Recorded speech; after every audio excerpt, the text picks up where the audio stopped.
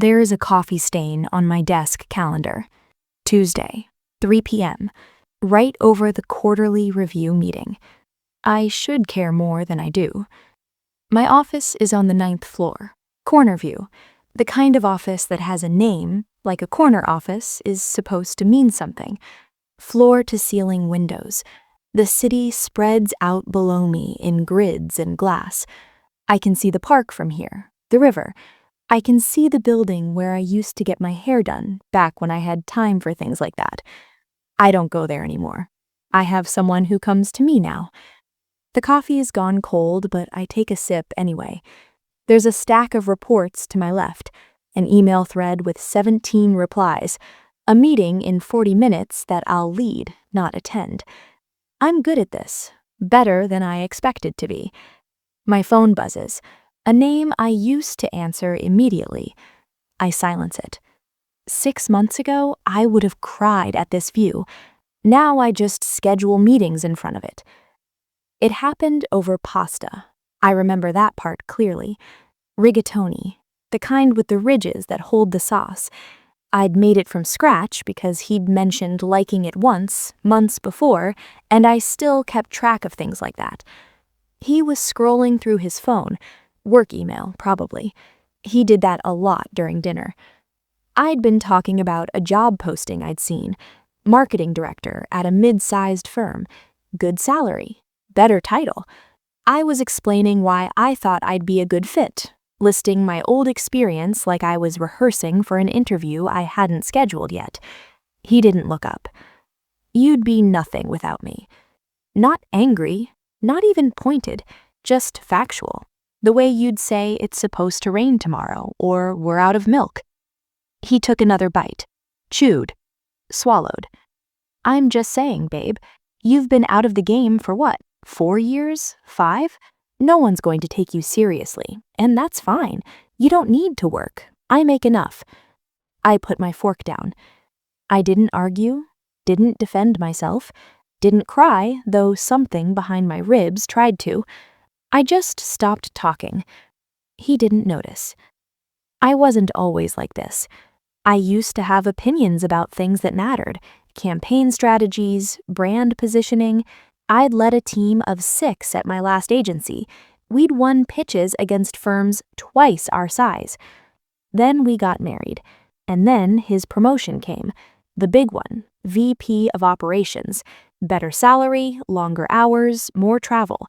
Someone needed to hold things together at home, he said, just for a while, just until things settled. I said yes because I loved him, because it made sense, because I thought a while meant a year, maybe 2. It meant 5. I became very good at things that don't go on a resume, managing contractors, coordinating his mother's birthday dinners, answering emails from his assistant about his schedule, as if I were part of his staff. Our finances lived in his accounts. He added me as an authorized user. He paid the bills. He knew the passwords. When I wanted to buy something over $200, I asked first, not because he demanded it, just because it felt easier than explaining. Once, I mentioned taking a course. Digital marketing had changed since I'd left. I wanted to catch up, stay relevant. He kissed my forehead. "What for?" he said. "You've got everything you need right here." He wasn't wrong exactly. I had a beautiful home, a husband whom people respected, a life that looked full from the outside. But somewhere in the middle of all that having, I'd stopped being. I think he stopped seeing me too. Or maybe he just saw the version of me he needed, the one that asked for less, who took up less space, who didn't need anything he wasn't already giving. I didn't tell him I was done. I didn't cry into my pillow or pack a bag or write a letter I'd never send. I just stopped waiting for permission. That night, after the pasta went cold and he moved to the couch to watch something with explosions, I sat in the dark of our bedroom with my laptop. LinkedIn. I hadn't updated it in 4 years. My profile picture was from a conference I barely remembered. The summary still said, "Passionate marketing professional seeking new challenges." I stared at it for a long time. Then I started typing. I didn't overthink it. I just wrote what was true, what I'd done, what I could do. I uploaded a new photo, one from last month. Better lighting, sharper eyes. At 2 a.m., I hit publish. The next morning, I emailed 3 old colleagues. Short messages, professional, exploring opportunities, would love to reconnect. He asked me what I was doing on my laptop so much. I said, just catching up. He nodded, poured his coffee, left for work. I watched him go, and I kept moving. The first callback came 3 days later. A recruiter. She'd seen my profile. Was I open to opportunities? A client of hers was hiring, senior level. Would I be interested in a conversation? I said yes before I could think about it. The interview was on a Thursday. I told him I had a dentist appointment. He didn't ask which dentist. I wore a blazer I'd forgotten I owned. Drove to a building downtown with chrome elevators and glass walls. The interview lasted an hour. They asked smart questions. I gave smarter answers. I remembered how to do this. They called me back the next week. Second interview. Panel this time. 3 people, all sharp, all listening. I talked about campaigns I'd built years ago like they happened yesterday. My hands didn't shake. My voice didn't apologize. He asked where I was going that morning. A meeting, I said. He looked up from his phone, almost surprised I'd answered. What kind of meeting? Just a thing, I said. I'll be back this afternoon. He nodded, went back to scrolling. Third interview, then a call from the recruiter, then the offer. Base salary is $20,000 more than I'd made at my last job. Title, Senior Director of Brand Strategy. Benefits, equity, a team of 12. I sat in my car in the grocery store parking lot and read the email 4 times.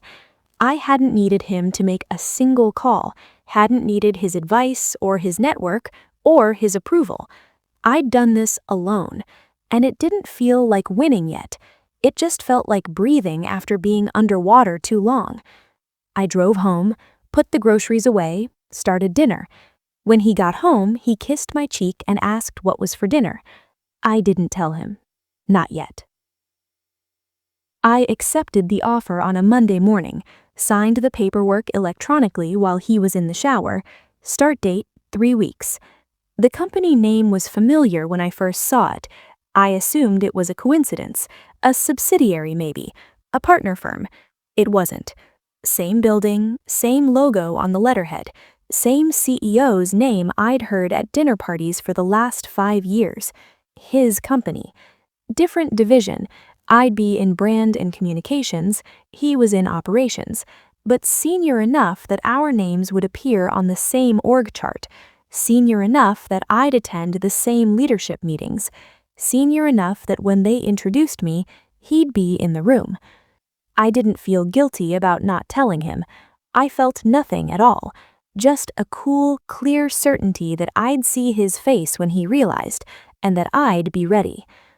I saw him before he saw me. Executive leadership meeting, 9 a.m., my first day. I was early, sitting 3 seats from the head of the table, reviewing notes on my tablet when the door opened. He walked in mid-conversation with someone from finance, laughing, confident. He had a coffee in one hand, his phone in the other. He didn't look my way. Not until the CEO started the introductions. Before we begin, I want to welcome our new Senior Director of Brand Strategy. She comes to us with an impressive background, and I'm confident she'll be a major asset as we scale our market presence. He gestured toward me. Please join me in welcoming. That's when he looked up. I watched it happen in real time. The smile, the polite curiosity, then the flicker of recognition, confusion. His mouth opened slightly, then closed. I met his eyes. Thank you, I said evenly. I'm looking forward to working with all of you. Professional, warm even. I introduced myself to the room like he wasn't in it. The meeting continued. I contributed twice, made a solid point about Q4 messaging. Someone agreed. The CEO nodded approvingly. He didn't say a word the entire hour. When it ended, people lingered, shook my hand, welcomed me aboard. He stood near the door waiting. I took my time gathering my things. Finally, he approached. "What?" His voice was low, tight. "What are you doing here?" I looked at him like I'd look at any colleague I'd just met. "I work here now," I said. "Didn't I mention it?" "You didn't." He stopped, looked around, lowered his voice further. "We need to talk." "About what?" "About this, about," he gestured vaguely, "about everything." I slipped my tablet into my bag.